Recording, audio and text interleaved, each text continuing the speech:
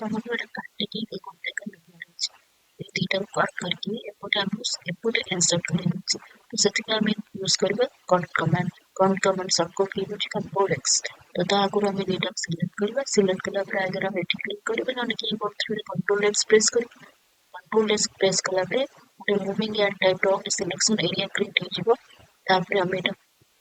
जेकोन जो सेल रे हम पेस्ट करबा चाहू सेट सिलेक्ट करके copy command use copy command use करके ये आसीबो कट कमांड से पेस्ट कमांड को डिसेबल हो जिकन हम कॉपी कमांड यूज करी